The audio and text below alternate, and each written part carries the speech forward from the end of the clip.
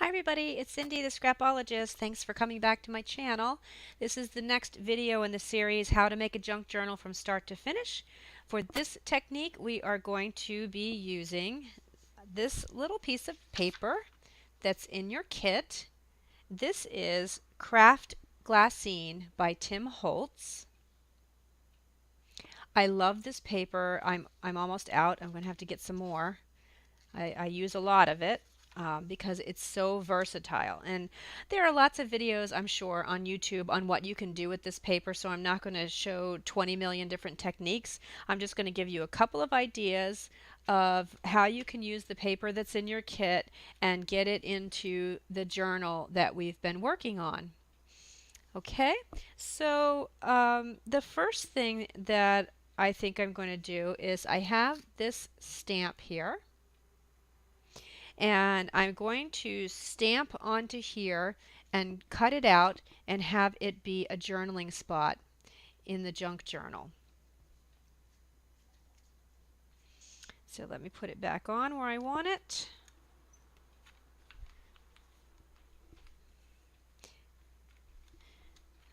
Oops, upside down. What a dork. Okay, let's try that again. It's Saturday morning. I'm still in my pajamas. I'm not quite awake. Well, it's 10:30 and I'm still in my pajamas, but my life is super busy right now. I'm music directing 4 different shows and I'm out late and I'm tired. So I'm staying in my jammies all day and crafting with you all. So those of you who watch my videos, you know that I really like to stamp in white ink. I think it's a nice contrast to in the junk journals we typically have a lot of dark colors. We've got the coffee stained paper and a lot of dark elements already, giving it that nice vintage look.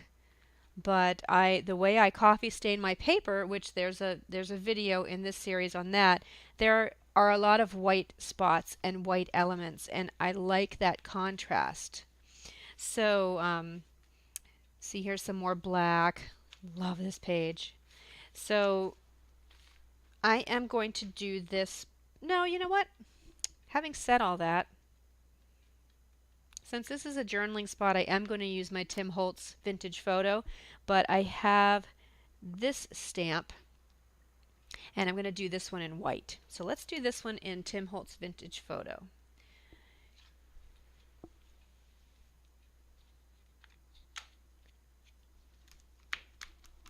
Hopefully there's enough on here. I use this ink pad constantly.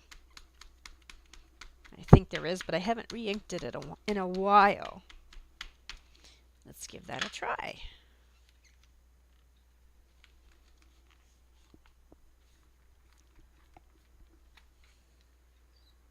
Excellent. Didn't quite get the corner, but I'm okay with that. And then I'm going to cut this because I want to use the other half.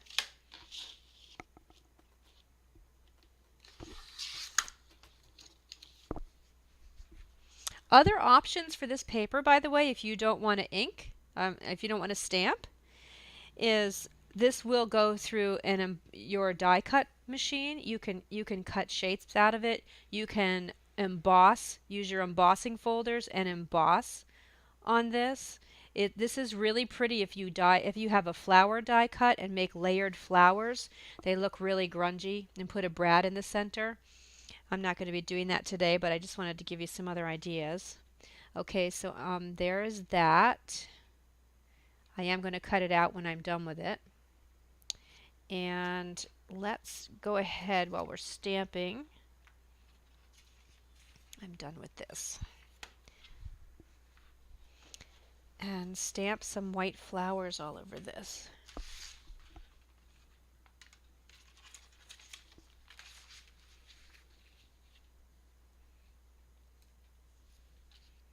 I also have this stamp that's just a bunch of words. It really doesn't, it looks like words, but I don't think these really are, unless this is a foreign language. Could be. I don't know. I do not know.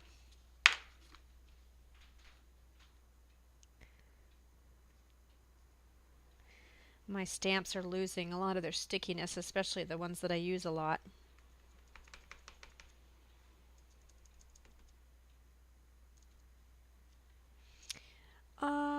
Trying to think if I want to go in even patterns, if I want to go random, and I think I'm in more of a random mood today.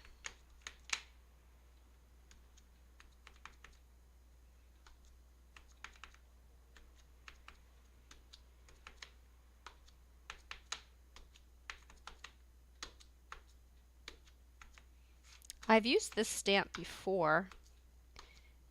Can't remember what class I did online in YouTube. But I know I've done this before in white. I do it a lot because I like this stamp and I particularly like it in white.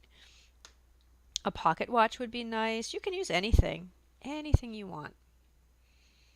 So I love the contrast of the white with the brown. And the next thing that you have to do is heat set it. Whoops. Things are always falling into my trash can.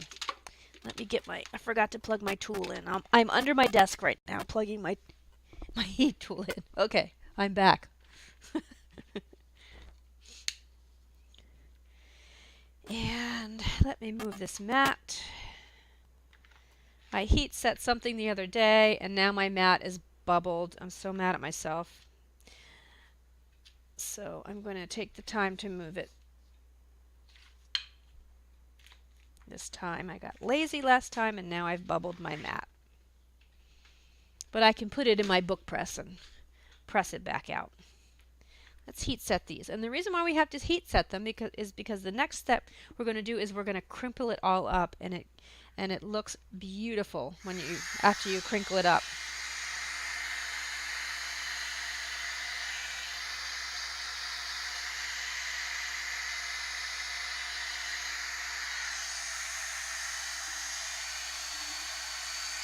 It's got kind of a wax on the top.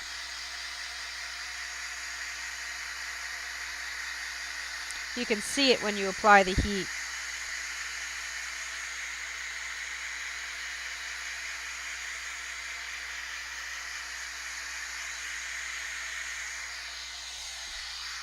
Okay. Let's see how that did. Let that one cool for a second. And is this one dry? Yep. Okay. So I'm going to go ahead and cut this out. I probably should have used black. This is a little fainter than I wanted, or a darker walnut color instead of the vintage photo. But it's okay if it's faint too.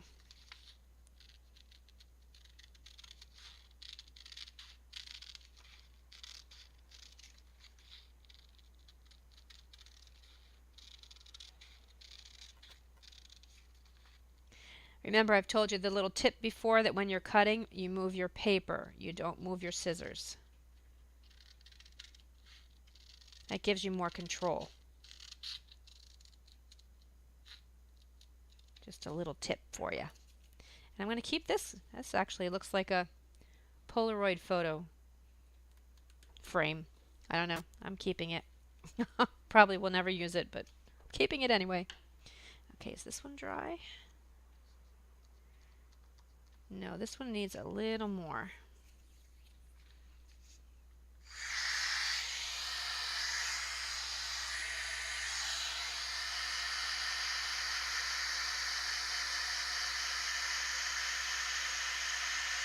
I used a lot more ink on this one.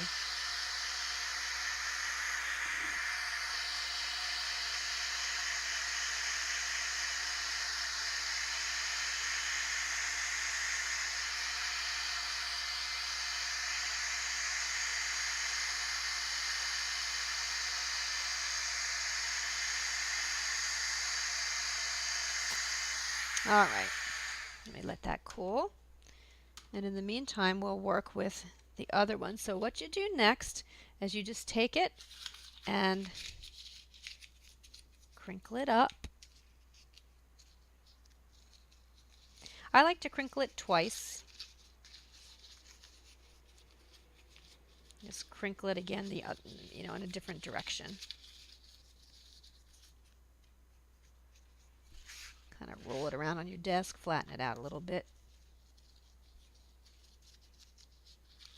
And then when you unfold it, it gives you this beautiful, all these white lines.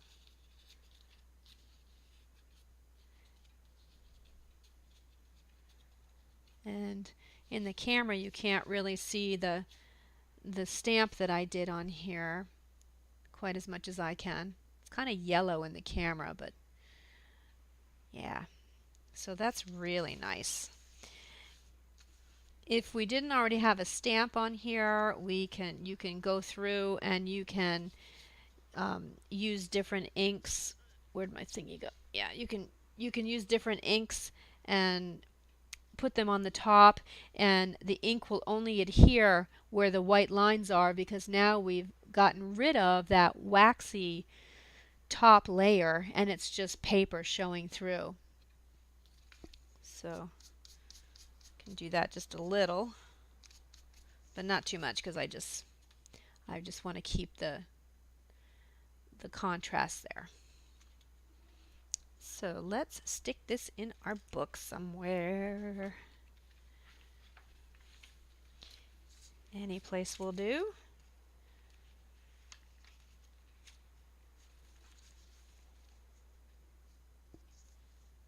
I think I'll put it right there.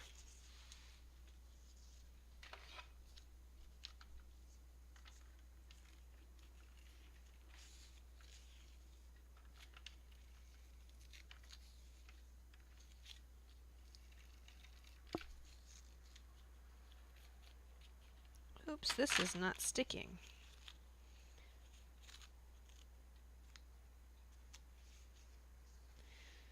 It's not sticking really well. I'm afraid it's going to be lumpy. Okay, I'm not going to use the ATG gun. I'm going to use a little bit of glue. Even though you know from watching my videos that glue hates me. Let me put my board back. Do the nicer side now. Glue.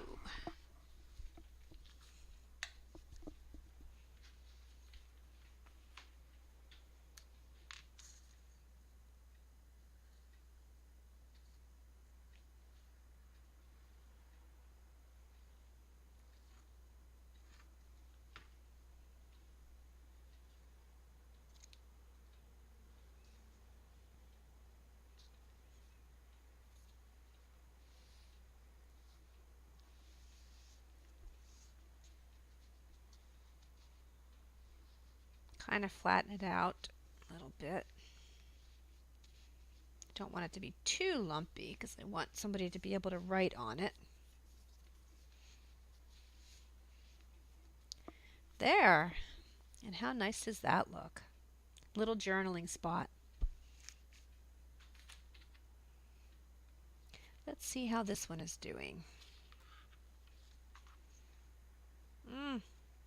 I probably used the wrong kind of, I used pigment ink. So maybe it's not going to dry. Let me try one more shot.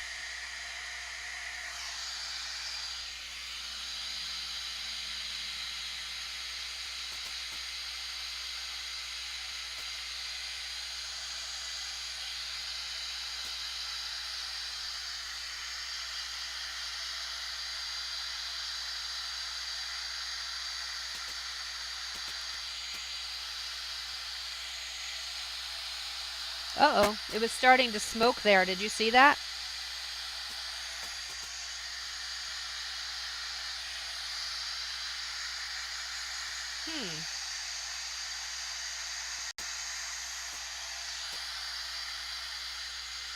That's kind of cool. I sort of want to burn it. Ooh.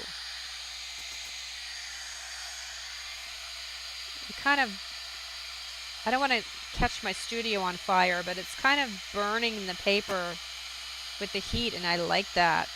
Ooh. Don't try this at home.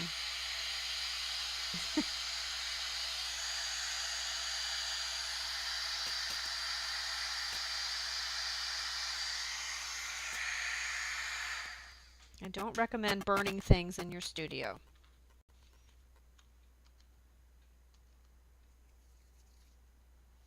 All right, well that's just not going to dry right now. That's going to take a little bit longer. But I would do the same thing with this. Just crinkle it up, and then actually if you want to add a little more color to it afterwards, take the glimmer mist that's in your kit and spritz it after you've crinkled it up, and spritz it or ink it or paint it or die cut it. You know, this would be pretty if you made flowers out of this. You could cut them out. Lots of options. But I'm going to wait for this to dry and then put it in my journal. And I'll show you in the next video what I ended up doing with this. Okay, so thank you so much for watching, and I'll see you for the next technique. Bye!